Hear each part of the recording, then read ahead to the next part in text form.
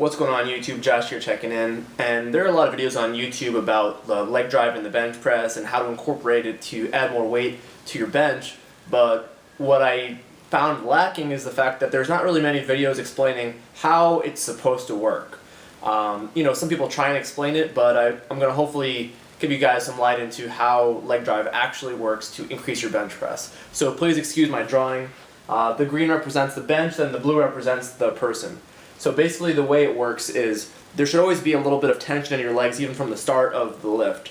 Tension in your glutes, tension in your legs. And then essentially what happens, this is the bottom position, right? Because you see that the elbow is right here and the bar would be here coming out of the board. This is only in 2 dimensions, obviously. So basically what's supposed to happen is the bench presser, once they get the press command, as you do in powerlifting, the bench presser uses their legs to help them push the bar up. Right? That's what people say leg drive is, but how does that actually work?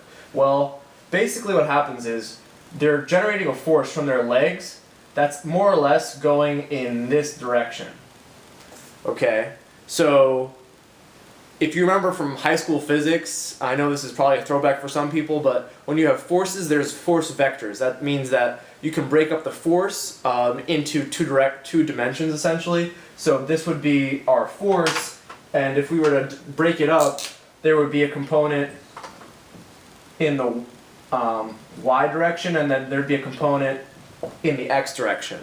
Okay? So what ends up happening is the goal of the lifter is to maximize the y component, right? Because what that's going to do is that force is going upwards and opposing the force of gravity. So the goal of the lifter is to be able to generate force with their legs to help essentially get the bar off their chest and get that initial push and sort of break up that pause. So obviously there's also going to be a component going in the x direction, which is why it's so important that the lifter stays very tight in their upper back and is able to make sure that they're nice and secure, because they essentially have to also use their core musculature to resist this x component of their leg drive. Because otherwise what ends up happening is they end up sliding along the bench, and in many federations that would be considered a red light actually. So that's basically how it goes. I'm going to show you guys some examples of some top lifters and how they incorporate leg drive. Alright, so the first lifter I'm going to show you is Ben Rice. He's a 198 lifter. This clip is in slow-mo. This is from a recent meet he competed in. And this is the bottom position of his lift. And keep in mind, remember, so pretty much he's pushing in the direction of the head judge, and there's going to be a component that's vertical and a component that's horizontal. So basically, at the start of the lift, the legs are partially engaged, and then once he gets the press command, he's really driving his legs and pushing his whole body between the bench and the bar. And that helps him generate this force that's in that direction of the head judge. And obviously the goal is to maximize that vertical component. So you'll notice that his upper back is already very tight, and when he applies the leg drive, he is able to really resist this component of the X, really, right over here, the X.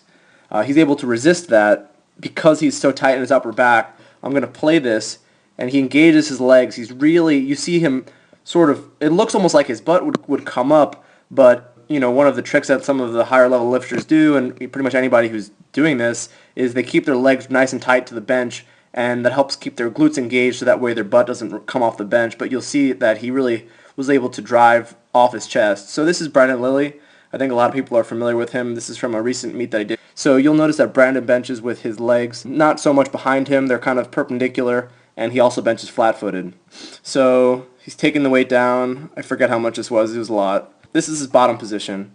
And Brandon's leg drive is not as noticeable as Ben Rice, but the same principles apply. So he's essentially pushing in that direction towards the head judge, and there's going to be a part that's vertical and a part that is horizontal.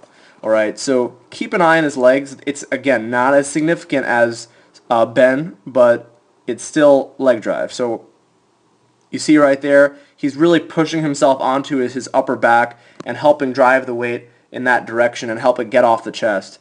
For the most part, leg drive is really only helping the first few inches off of the chest.